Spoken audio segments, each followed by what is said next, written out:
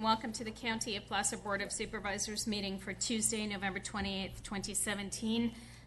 It is 9 a.m. We will begin with the flag salutes led by Gerald Carden, County Council. I pledge allegiance to the flag of the United States of America and to the republic for which it stands, one nation, under God, indivisible, with liberty and justice for all.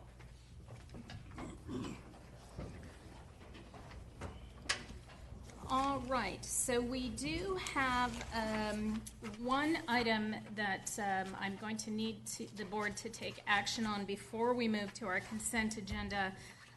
The action requested is to appoint Supervisor Holmes as the substitute alternate member for the South Plaza Regional Transportation Authority Board of Directors. Jerry, were you going to address this? I was just going to say before the board can take action on this, it has to make a determination that there is a need for immediate action and agree to add it to the agenda by a 2/3 vote.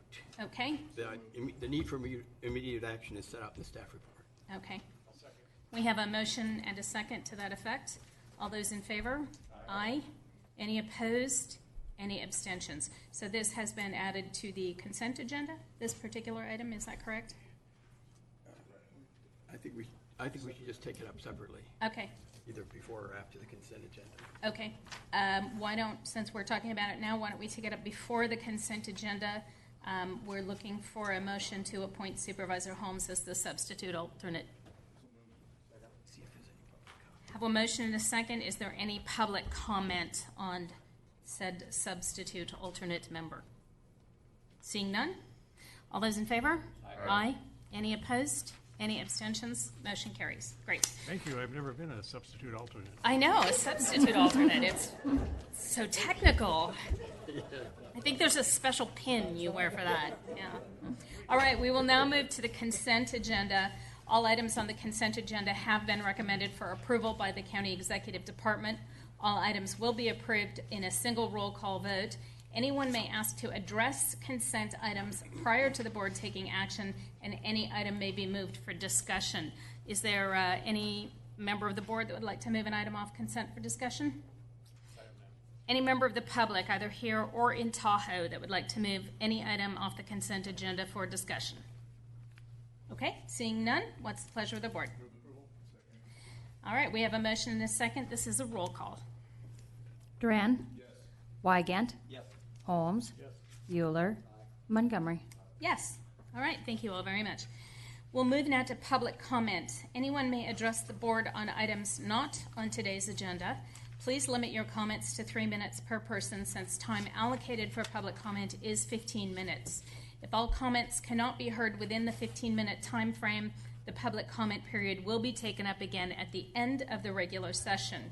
Please also understand that the board is not permitted to take any action on items addressed under public comment. Is there any public comment from anyone here in Auburn? This is your opportunity to raise any items not on today's agenda. Okay, seeing none. Anyone in Tahoe have anything that they would like to comment on? All right, I see no public comment today.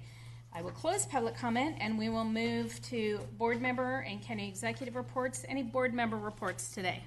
I have none. Would you like to comment on your alternate substitute position? Please, thank you so much. I'll teach you the secret handshake. Okay, fantastic. County executive? All right, in that case, it being 9:04 and not quite time for our first timed item, we will go to our first department item. This is an administrative services procurement item. This is agenda item number 8. We're going to hear 8A and B. Welcome.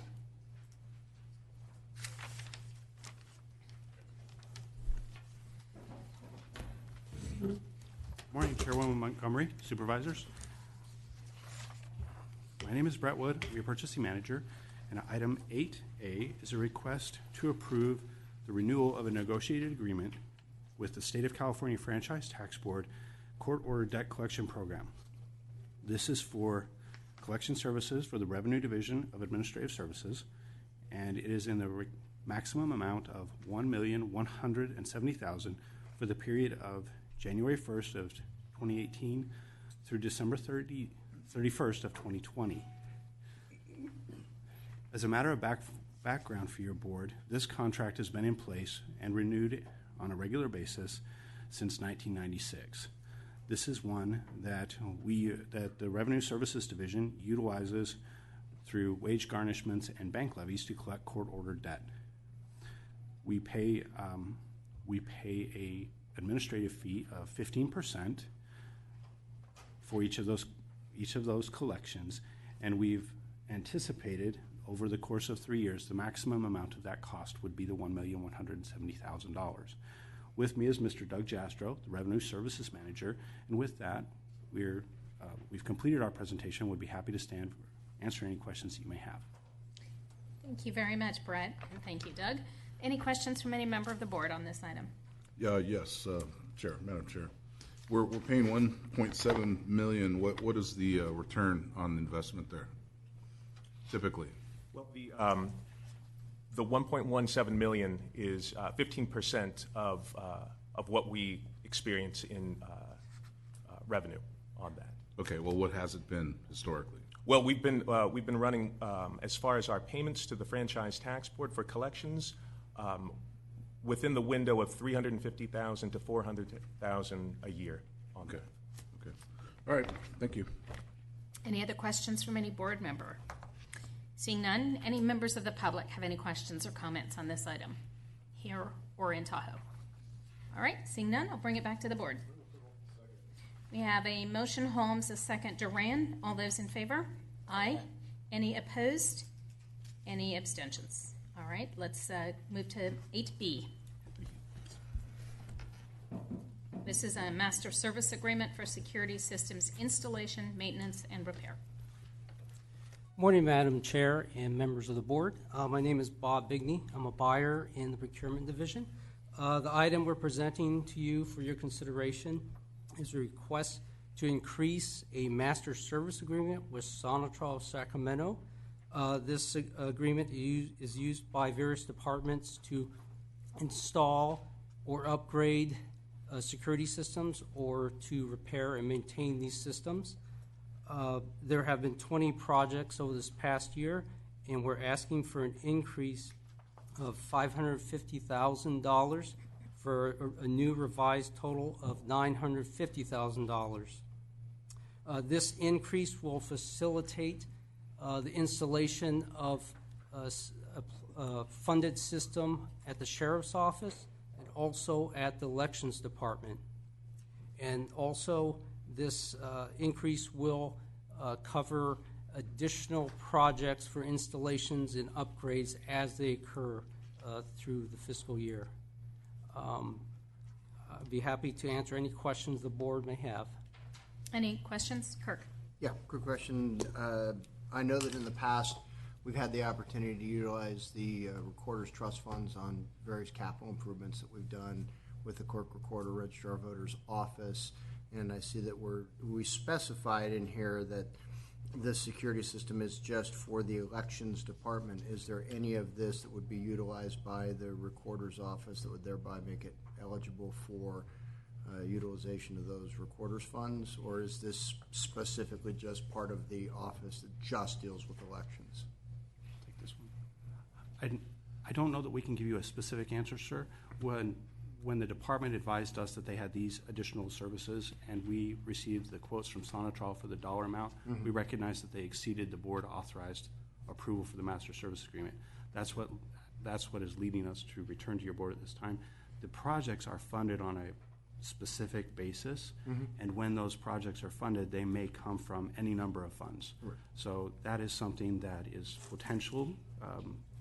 Where the cameras go and how they're utilized could affect where they're funded and how they're funded, and that would come at a later time. Yeah, no, I know there's just thinking about the square footage of their offices there. They do a pretty good job of kind of bifurcating those, and election stuff is generally separate. So I was just curious as to whether there was a possibility, because I know that Recorder's Trust Fund is frequently built up over time and yet not drawn down. So if there were an opportunity I believe that the best answer would be potentially. Okay, all right, great, thanks so much.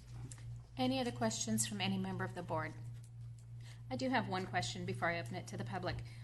Will all these cameras be internal to our buildings, or do we have any cameras that will be external? I don't have the specifics of these projects, but I know some cameras are external, some are internal. It depends on the department, depends what system they choose. Okay, I ask because I'm still looking for a camera that is external, focused potentially on a well-lit parking lot to provide safety to folks who are doing Craigslist sales and transfers, for example, something that's monitored and recorded just for public safety. So keep that in mind as you move forward through the process. Yes, ma'am. Any public comments on this item, either here in Auburn or in Tahoe? Seeing none, I'll bring it back to the board. Motion Duran, second Holmes. All those in favor? Aye. Any opposed? Any abstentions? Motion carries. Thank you. Thank you. We will now move to our 9:05 timed item.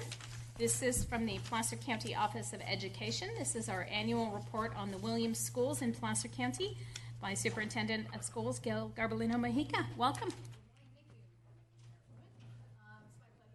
Again, to present annually on the Williams Schools in Placer County. I just want to say, just for some background information, this started in 2004 when Prop 98 was suspended by then Governor Schwarzenegger and provided, through a lawsuit, provided additional scrutiny for schools that were ranking in decile 1, 2, or 3 for additional oversight by the county superintendent. It's based upon an API score, which we no longer use in California. They suspended that state accountability system a few years ago, but unfortunately this law still is on the books, and they have not amended the law to include our new accountability system, which is the California dashboard. So with that, it's based upon data from 2012, and in 2012 we had 2 schools in Placer County that were ranked in decile 1, 2, or 3. So I'm, by law, required to report to you annually on their progress. So with that, the 2 schools that I mentioned earlier were in the Auburn Union School District is Rock Creek Elementary School. At the time, they had an API score of 719. And in Roseville City School District, it's Woodbridge Fundamental School, which in 2012 had an API score of 753. We don't use those numbers anymore, so but I thought that I would point that out, that this is based upon 5 years of old data. However, this year we did go to Rock Creek, and we have additional scrutiny. We need to look at standardized standards-based textbooks, accuracy on the student accountability report card.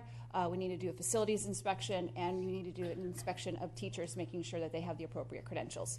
So you can see at Rock Creek, all of those findings were found that Rock Creek was in compliance, and the 2017 findings for Woodbridge Elementary School were in compliance as well. So with that, I have no other information, but I'm happy to answer any questions should you have any. Any questions or comments from any member of the board? I see none. Any questions, other than thank you?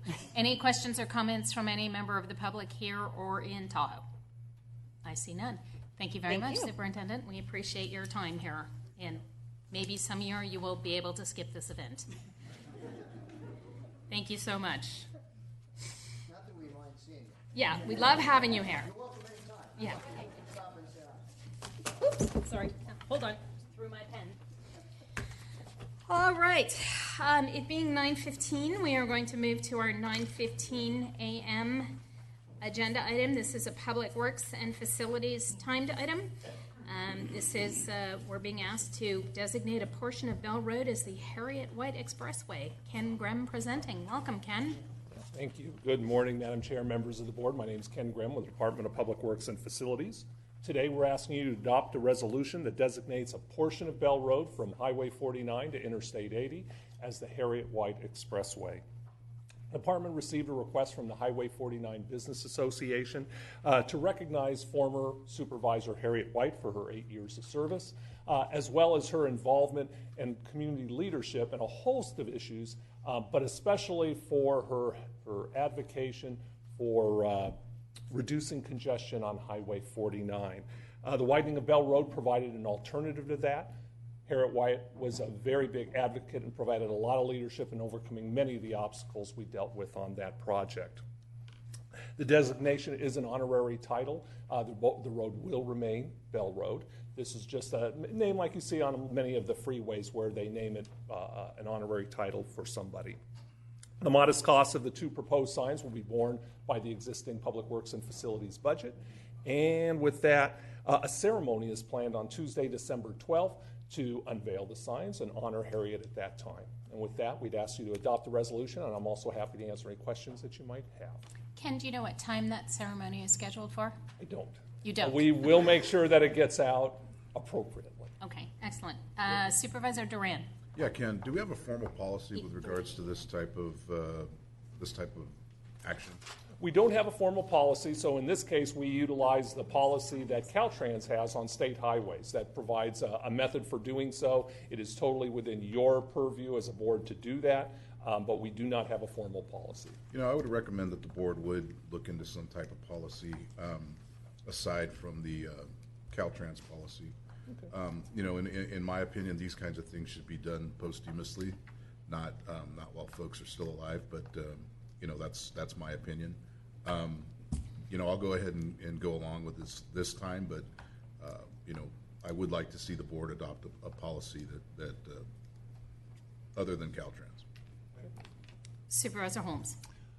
Yes, thank you, Ken. Thanks for bringing this forward. Having been a founding member of the Highway 49 Business Association, Harriet White was also a founding member. And when we had our meetings, or this was back in the 80s, the dark ages, there were 3 issues that we were always talking about, and it was traffic, traffic, and traffic. And as the population grew and as Highway 49 corridor started expanding, we had to find some resolutions. There was certainly, when Home Depot came in, there was some expansion of the roadway. But Harriet took a very controversial idea and pushed it through with the help of Rick Dondro. I see Rick here. He was a leader on that, former county employee, public works director.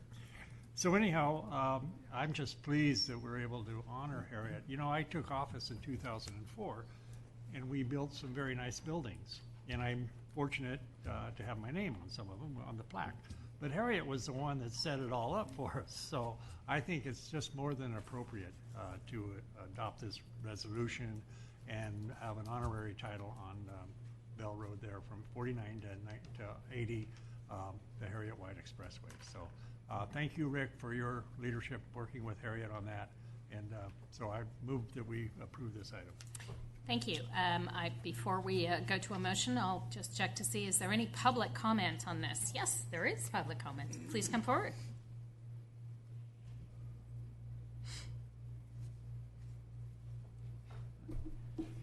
Good morning, Madam Chair, members of the board. My name is Rick Dondro. I worked for the Department of Public Works for 33 years. I'm now retired. I've had the pleasure of working for Ken Grimm. Hi, Ken. Also Supervisor Holmes, Mr. Wygant, and Mr. Euler. So it's a pleasure to be back here today for a really good purpose here. I did have the pleasure of working with Harriet for many, many years, and she was a force to be dealt with. She was a very strong advocate for the things that she believed in. And while Bell Road had been planned to be 4 lanes since its inception, we had the right-of-way, and the first 2 lanes were built. So the idea of 4 lanes was there from way back.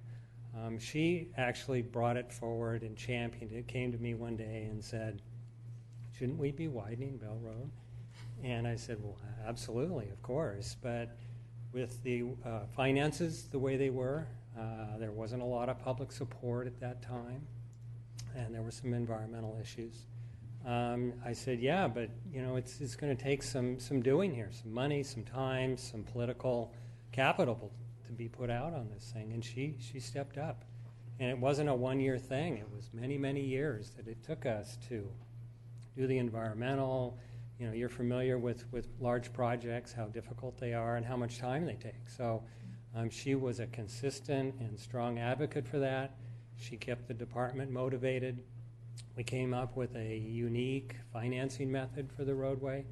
And then as it went through the political process, there were people opposed, and she stood up for the project. So I would like to honor her and support this. And it was, I think, a good example of the department with its expertise and the board with its political and administrative powers bringing something together. And I think it's a good testament to that process. So thank you for listening to my comments, and I support this. Thank you.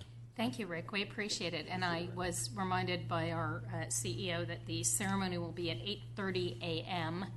On the 12th. And the location is, well, it doesn't say the exact location, but I think it's out there where the signs are going to be placed. There's a map in the back. Okay. There's a little pullout just by the where Bell Road crosses over the canal and off to the right. And I believe that's where we're going to be holding it safely out of traffic, but where the signs can be viewed. okay, terrific. We will be sure to get all of that on the website so people know exactly where and when. But thank you so much for all your help in moving that forward as well. And I did speak with Harriet about it this morning at Medler's. She's absolutely delighted. Did not feel a need to be here today, but is going to be joining us on the 12th. So we have a motion. Holmes? Second. We have a second. Wygant? All those in favor? Aye. Any opposed? Any abstentions? Motion carries unanimously. Thank you very much. All right. It not quite being time for our next timed item, we will move to Health and Human Services. This is a substance abuse services agreement with the state of California. Good morning. Good morning, Chair, Madam. This is Amy Ellis with the Adult System of Care, and I am bringing forward to you a revenue contract for substance use services with the state. It's for NNA, Net Negotiated Amount Services, in the amount of $4,653,993 for the period of July 1st through June 30th, 2020. And authorize the Director of Health and Human Services to sign subsequent amendments not to exceed 5%. This revenue agreement requires no additional county general funds, and it's 100% funded with federal dollars as part of the Substance Abuse Prevention and Treatment Block Grant. Substance use treatment, as you know, leads to reduced crime and enhanced public safety, as well as saving jail bed days, health care costs, and costs associated with child welfare. Substance use treatment for low-income recipients in Placer County served over about 1,700 people last fiscal year, and the numbers keep rising. The county is required to offer these range of treatment services to prevent and support recovery for Medi-Cal population and the prevention for the community at large. The county has contracted with providers to offer this continuum of care and has some staff services as a part of these funds. These funds are used to support our screening clinic for easy access to services. They help fund part of the services through our collaborative courts, our residential placements, transitional housing, services to women with children, and prevention services.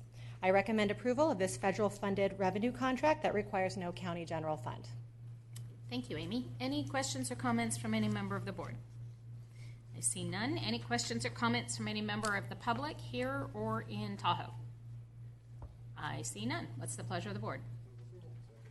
Motion Holmes, second Duran. All those in favor? Aye. Any opposed? Any abstentions? Motion carries. Thank you very much, Amy. Thank you. Okay.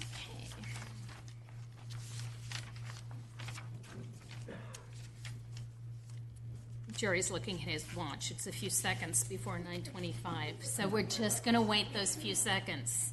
Don't alienate the county council.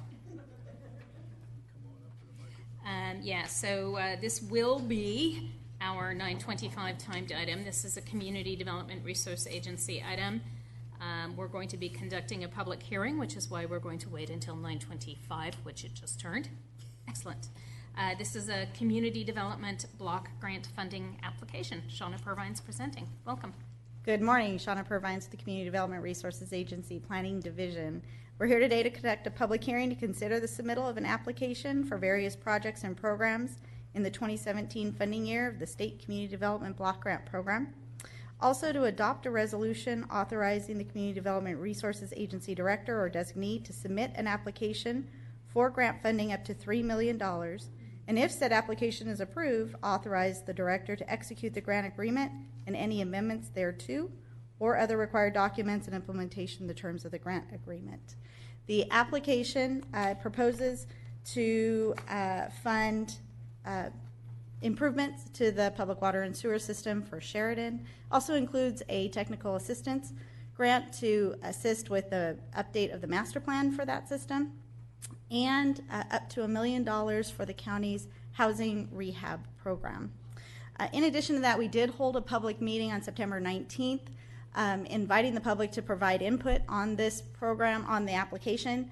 I can say in the nearly 20 years I've been working with this, it was the most well-attended meeting I have been a part of, which was really great. We had a number of county nonprofits that attended to learn more about the program. They followed up with requests for assistance through the Cdbg block grant program. As part of this application, we are proposing that we assist through public or program income the Auburn Food Closet. However, as the program grows and as public or project income grows, we do hope to be able to help additional nonprofits who are doing great services in the community. So with that, we ask you to adopt the resolution, and I'm available for questions. We also do have members of staff here from Public Services and Kathy Donovan from the rehab program. She had questions of them. Okay. Any questions or comments from any board member on this? I see none. Any questions or comments from any member of the public here or in Tahoe? Oh, this is a public hearing. I'm sorry. It's like I'm new to this. I'm opening the public hearing. Is there anyone who would like to comment on this item? Seeing none, I'm closing the public hearing. All right. We're being asked to adopt a resolution. Have a motion, Holmes, a second, Duran. All those in favor? Aye. Any opposition? Any abstention? Motion carries. Excellent.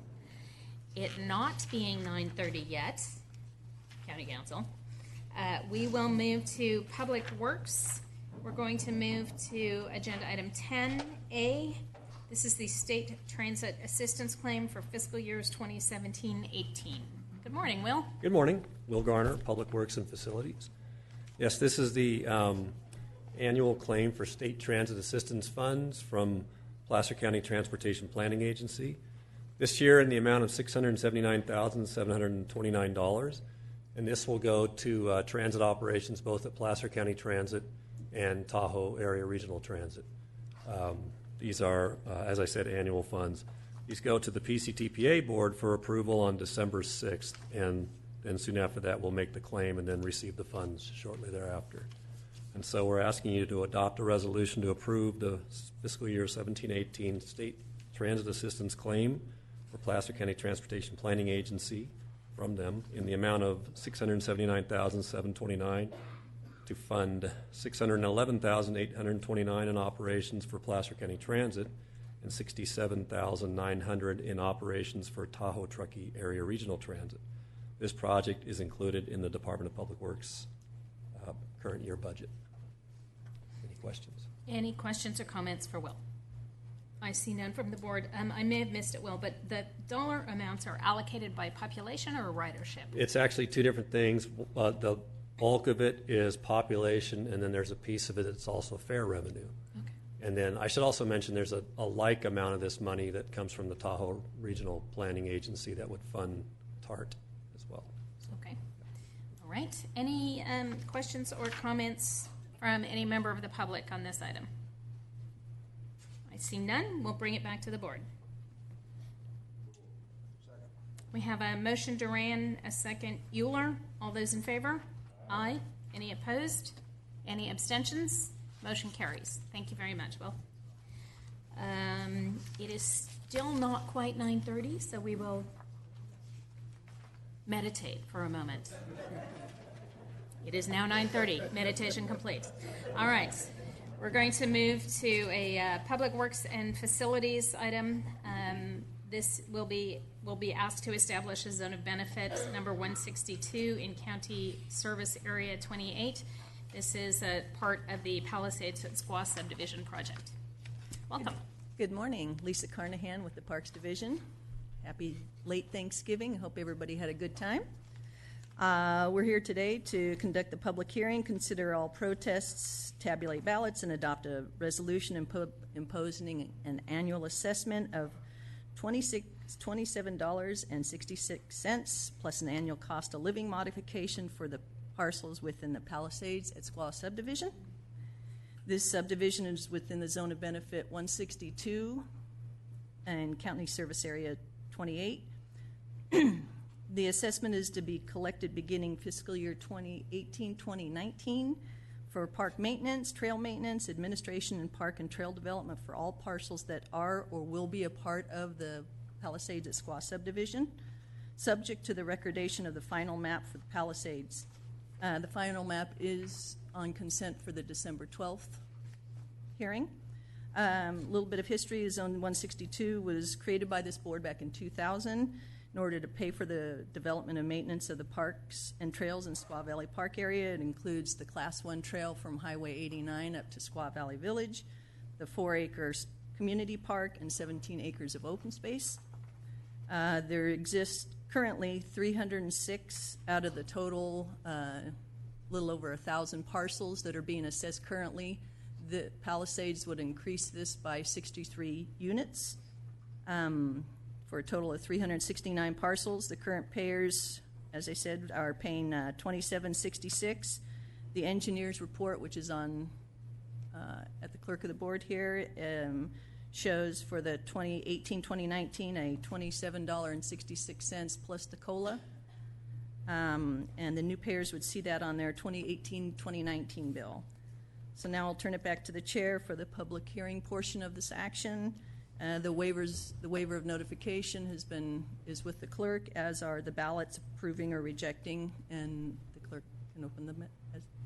Okay, before I open the public hearing, Supervisor Euler. Yeah, just to clarify, this is a flat assessment of $27.66 per year, not on a $100,000 valuation, right?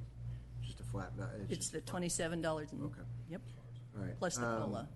And then, given the number of existing parcels that are within the valley that are not participating in this, has there been any conversation about putting it to the existing property owners there for them to participate in this as well?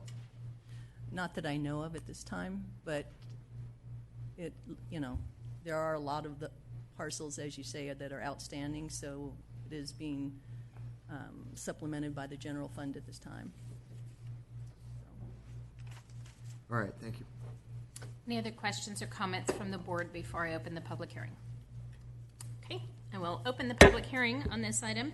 This is the opportunity for anyone to comment on this item, make any protests, either here or in Tahoe.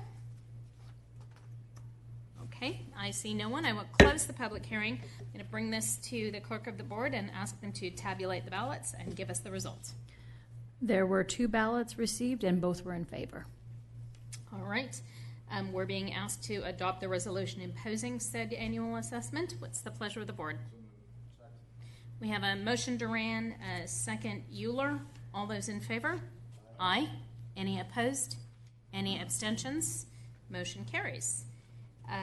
We do not have any more department items that we need to get through at this point, so we will take a short break until 9:40 a.m. and our next timed item, which will be in 6 minutes. So stretch your legs.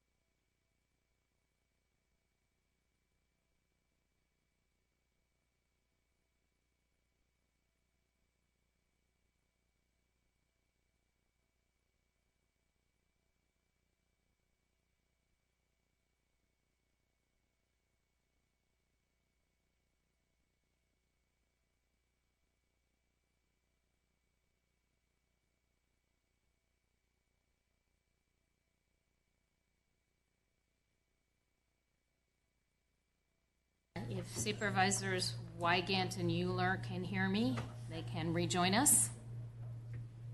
Or we can go on without them since we have a quorum. All right. 9:40 a.m. We are going to move to agenda item 5. This is a Public Works and Facilities item.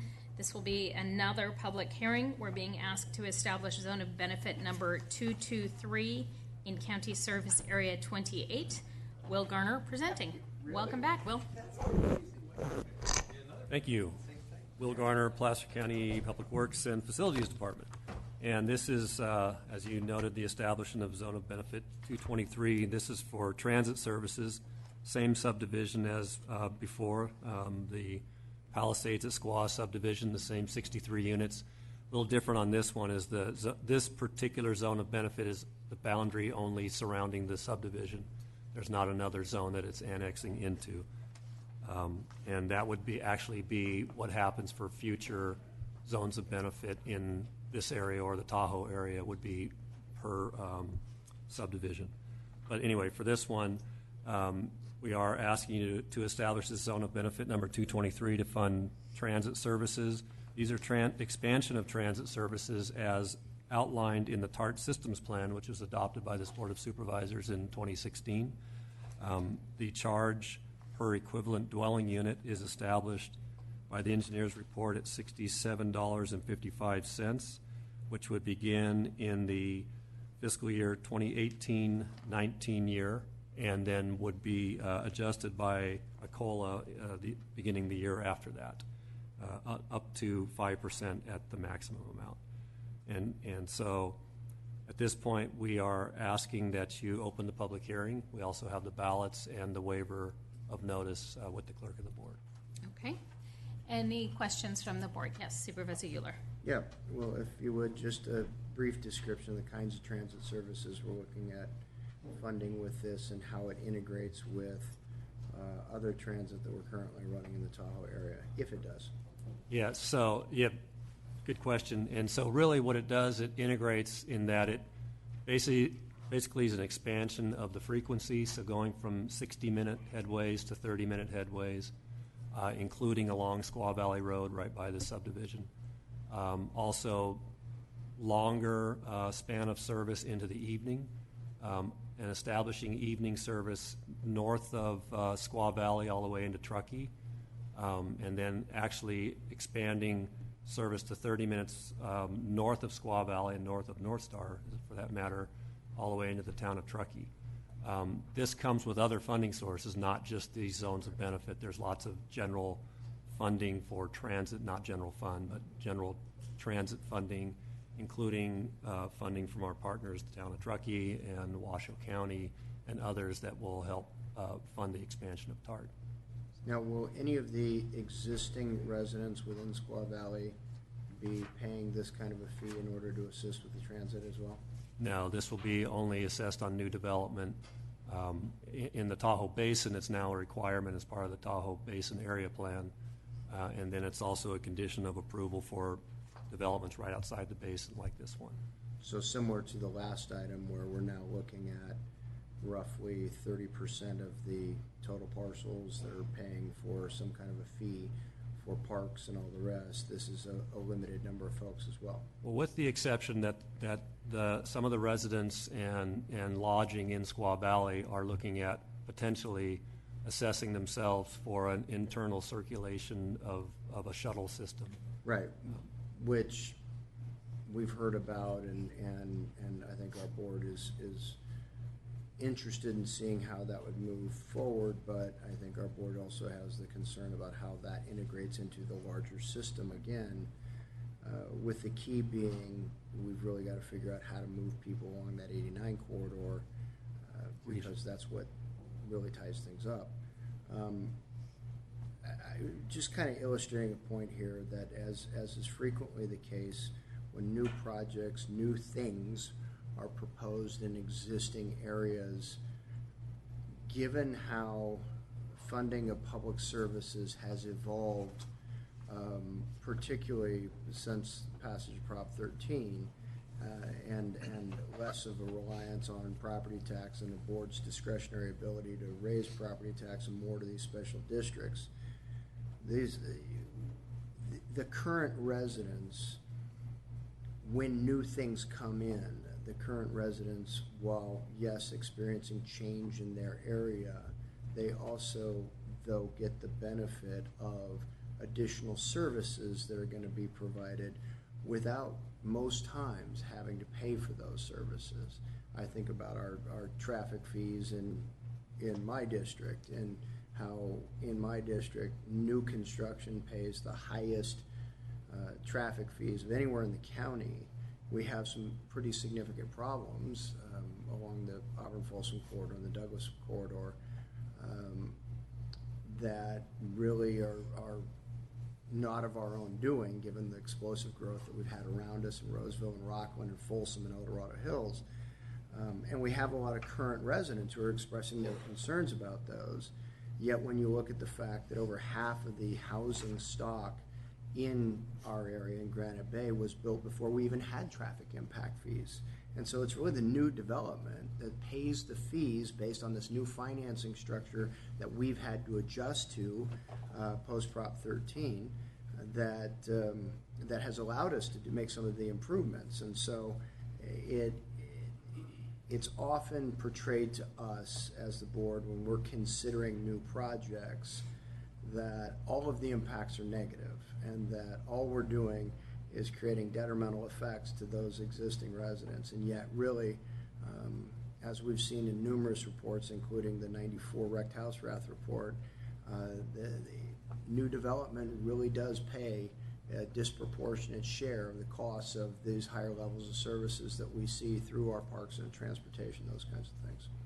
So that was just a little bit of Wygant therapy I felt the need to go through. Thank you. You look better. Any other questions or comments from the board before I open the public hearing? Just following up on Supervisor Euler's comments, I think it is important to note that fees are for the impacts created by the development, not to address existing deficiencies either in parks or transit. Higher level of service, exactly. Yep. All right, I will open the public hearing on this. Is there anyone who would like to protest, comment, query? Seeing none, I will close the public hearing on this, and I will ask the clerk of the board to tabulate ballots. There were 2 ballots received, and both were in favor.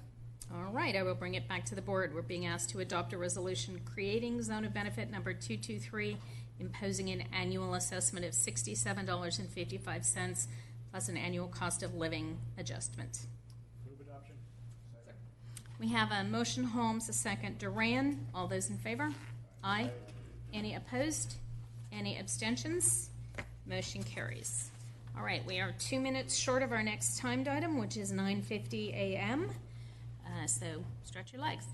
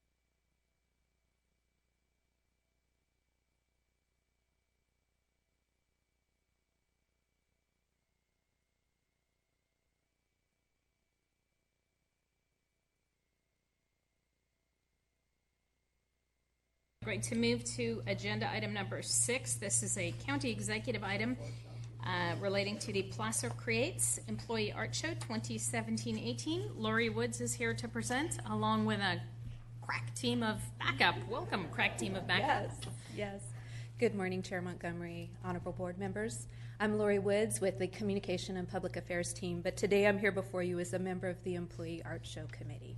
We have a variety of employees that are on the committee from a multitude of departments, including administrative services. We have April Pay, our county executive office, Nicole Artem and Susie Lauderdale, Health and Human Services, Amber Nations, Diane Cato, Donna Hallman, Gina Geisler, Christy Volch, and Victoria Pacheco. From Public Works and Facilities, Farron Call and Christy Cantrell, and would also like to recognize our community partner from Placer Arts, Rosie Stillwell. I'd like to personally introduce you to one of our committee members, Christy Volch, who will provide a little bit more information about the show today. Christy. Good morning. Good morning. And we're here to invite everyone, board members, the public, and employees to our annual Employee Art Show, Placer Creates. The show is coordinated in partnership with Placer Arts and opens today, November 28th, and runs through February 28th, 2018. This is the 5th annual Employee Arts and Crafts Show and features over 40 artists from various departments with over 80 pieces of artwork. Artists have used a variety of media, including photography, paints, fabric, music, mixed media, and fused glass. Sharing their artwork helps employees gain confidence that they can take into their personal and professional lives. For some employees, Placer Creates is the first time they have displayed their artwork. Whether participating as a committee member, an artist, or a viewer, the annual art show has allowed county employees to gain a new appreciation for their colleagues and has fostered a sense of community. Thank you. I would like to now introduce another committee member, Diane Cato from Health and Human Services. Thank you. Thank you, Christy. We have some employee artists right here with the creations, and art will be displayed in 6 locations throughout the county buildings. It's the Domes, the Community Development Resource Center, the Finance Administrative Building, the Tahoe City Library, the Administrative Center in Tahoe City, and our new location at our new Rockland Sunset Building. Thank you. Thank you, Diane. In closing, we would like to invite you, our employees, and the public to our opening reception. It'll be held tonight at the Community Development Resource Center in North Auburn from 4:30 to 6 p.m.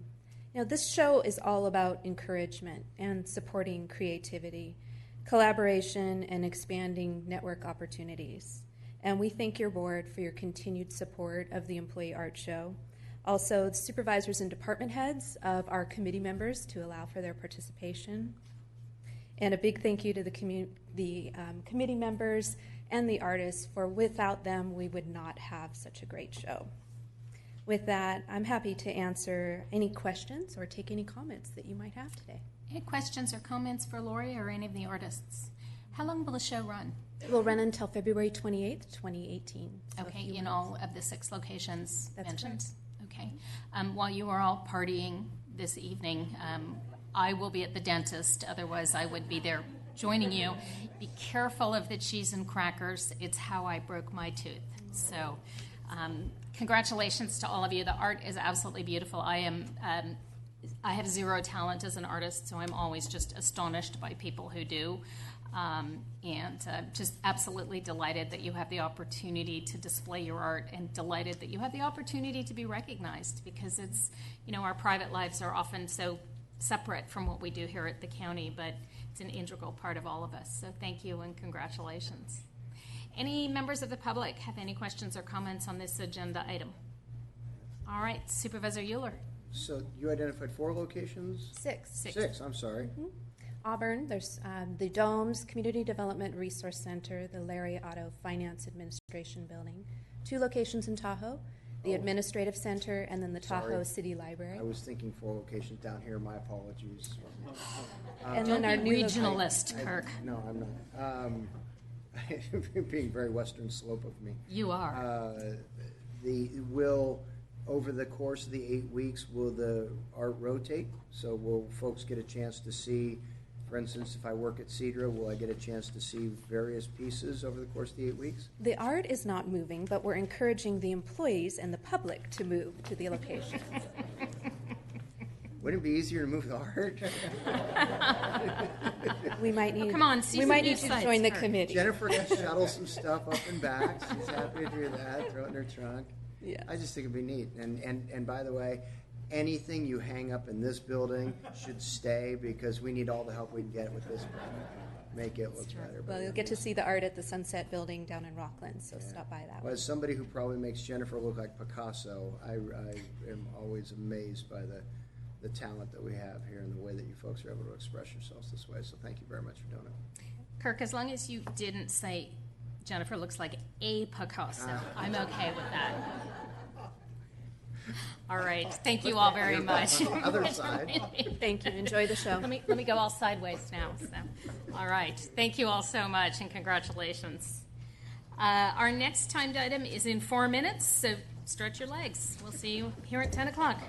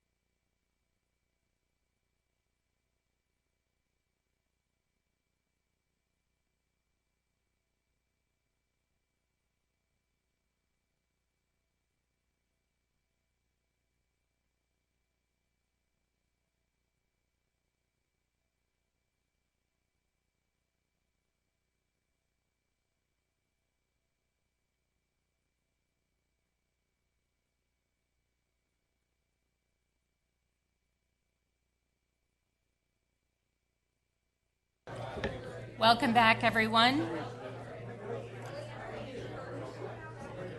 welcome back. It being 10 a.m., we're going to move to our 10 a.m. timed item, and we're going to pull a few more supervisors in here so we actually have a quorum. What a concept. All right, we have 3, we have a quorum. Welcome, Jeff. 10 a.m. item, Health and Human Services.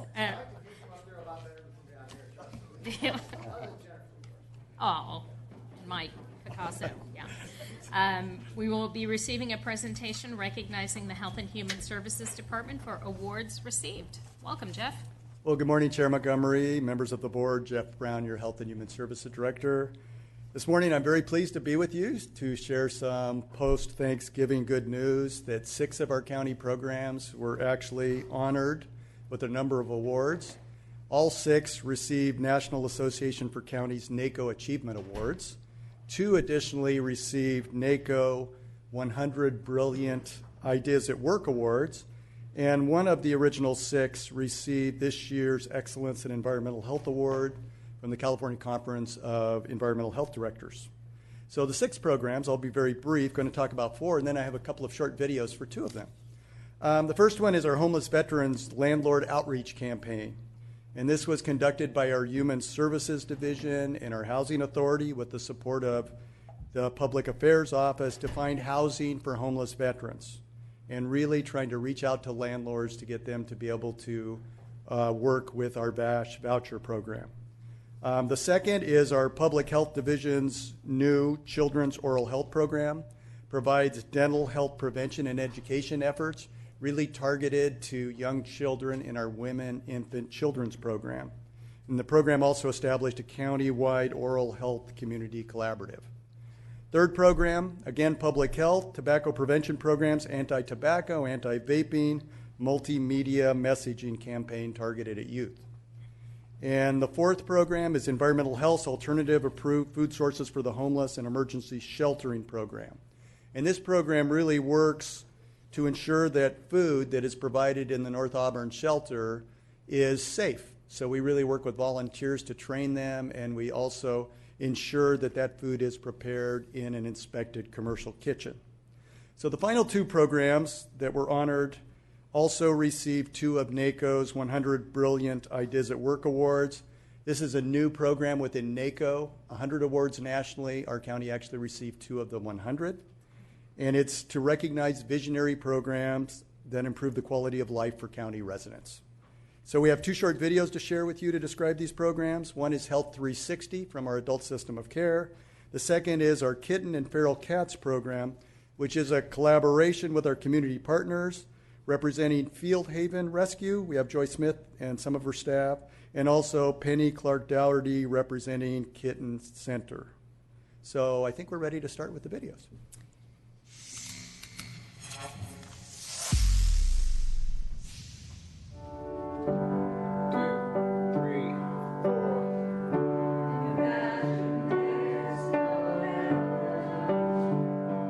The purpose of Health 360 is to improve your overall health, not just mentally, physically, socially, emotionally, and in any other way you could think of.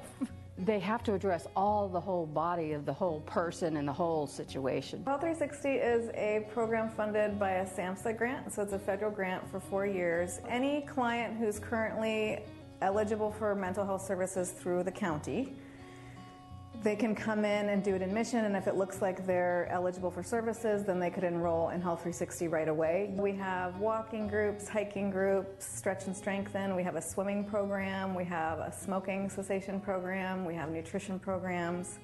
We have a choir and a drum circle and a garden. I'm schizophrenic and bipolar. Socialization is really good. So I was sitting in an apartment by myself before, and it led to serious depression. So getting out and being with other people that I have something in common with is really good. We're supporting each other. We're like family.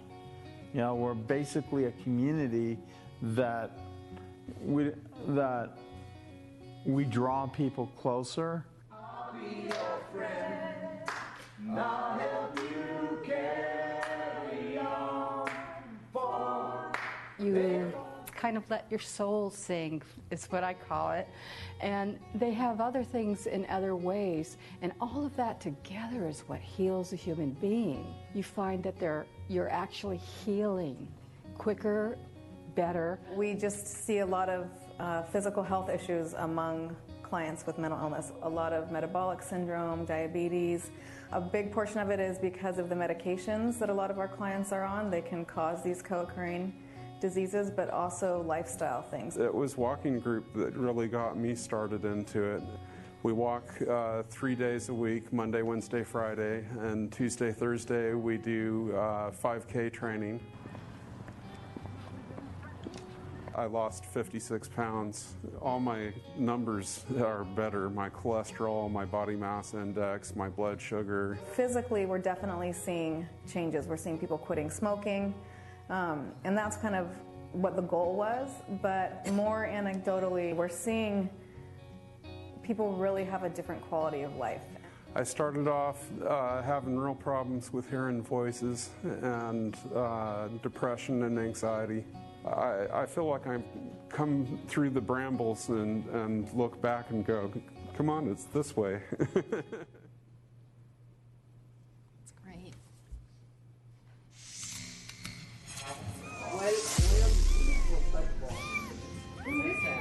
In shelters, generally, the populations of cats that are the most challenging tend to be underage kittens and then feral cats. Underage kittens because they're not big enough for adoption, and it's really hard to find kennel space and resources and 24-hour-a-day care to raise those kittens until they're big enough for adoption. Feral cats because by their very nature they're wild and unsocial and they're not adoptable. They're not your regular domestic cat you can cuddle with. So for us as a shelter, our new facility and our creative partnerships with Kitten Central and Field Haven have allowed us to expand our program and to save more lives for those underserved populations of cats here at the shelter. Kitten Central started in 2012, and the reason why is because a lot of the rescues in the area, as well as the shelters, just did not have a program for kittens, for the little guys that were bottle dependent. So all we take in are neonate babies from 0 to 28 days. Placer County will call me and say, hey, we have a litter of 4 that just came in without a mom, and we'll go up and get them. We'll bring them here. We put them through the intake process. We get them everything they need. Then we find the suitable foster home. I love it when their little ears go back and forth like that. They were bottle fed every 4 hours, which meant waking up a couple of times in the night for the first few weeks. If a kitten is given to Kitten Central and you may think there's just no hope for this kitten, they devote everything to every kitten that they get.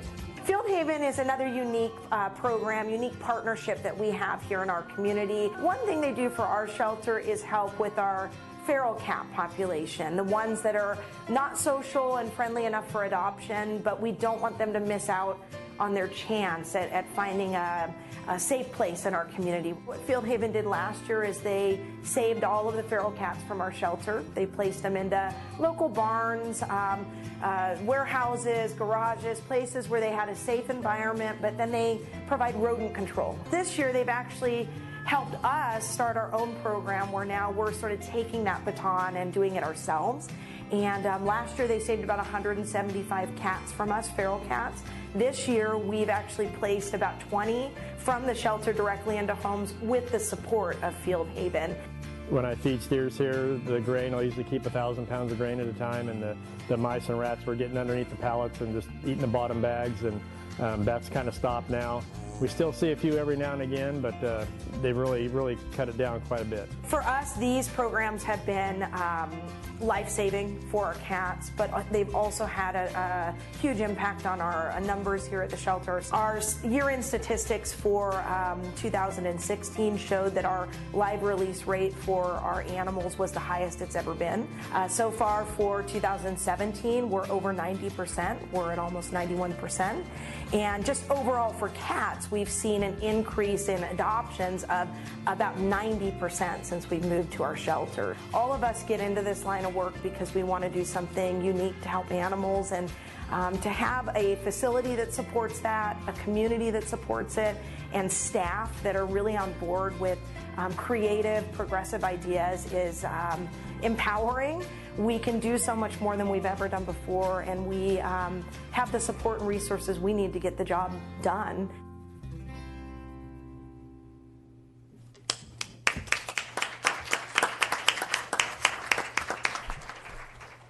So in summary, I would like to say that these awards really highlight your support for our department's critical programs and the innovation and exceptional work of our staff. Before we finish, I'd like to acknowledge our staff today. So we have a lot of staff in the audience. I'd just like to have them stand up by the division. So would our adult system of care staff please stand?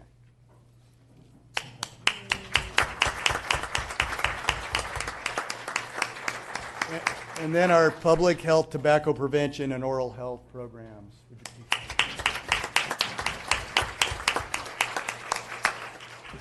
And next, our staff from animal services.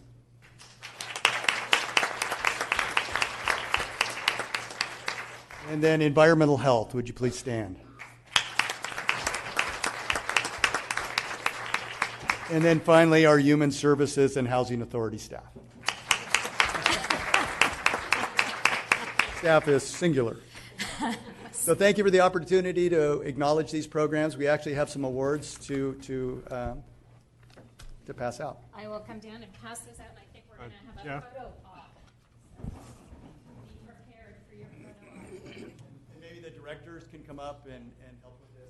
This one is the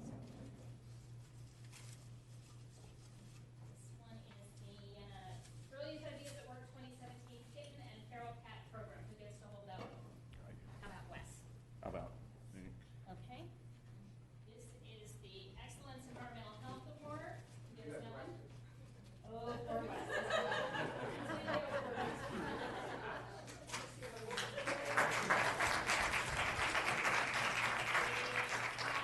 Brilliant Ideas at Work 2017 Health 360 Program. We will all stand in front of this podium and get a photo in just a moment. We have National Association of Counties Kittens and Feral Cat Program. Someone else, come on. Someone else. Maybe someone with a kitten or a feral cat or something. They do? Steals the show every time. I know. Don't ever perform with children or animals, right there. Enjoy. All right. Then we have the Housing for Homeless Veterans campaign. We have the Alternative Approved Food Sources for the Homeless campaign. Who's coming for that one? I'll come down. All right, I'll hold that one. All right, there we go. Perfect. All right. We have Children's Oral Health Program. And we have the Tobacco Prevention Program. Also Rob. And Health 360 Program. There we go. All right, let's everybody come in here. Jeff, you as well. Come on, get in here. All right, I'm going to sneak in between these two gentlemen. We'll all squeeze in. Taller people in the back, shorter people in the front.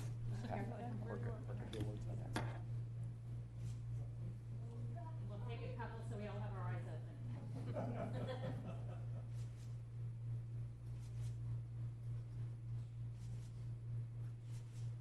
All right. Or without being elected, just you guys for being recognized for what you've done. Oh.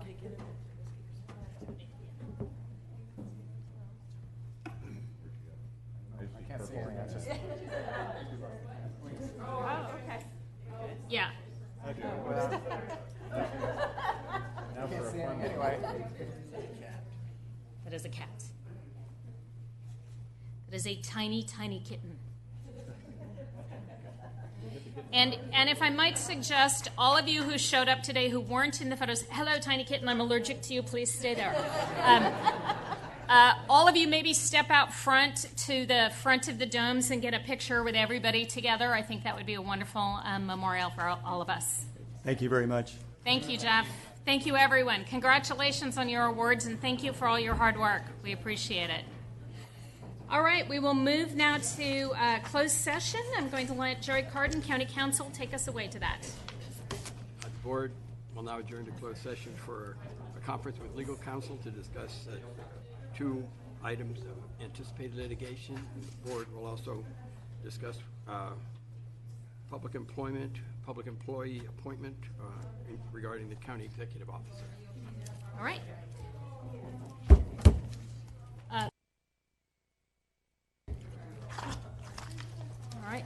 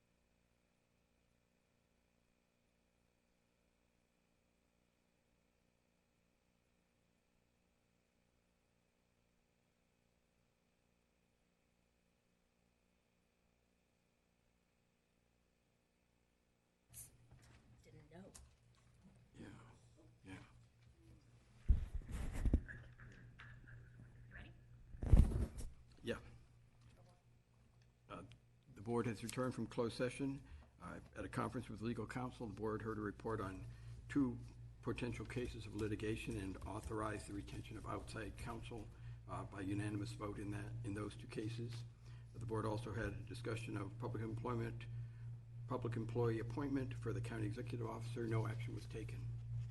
That concludes the closed session report.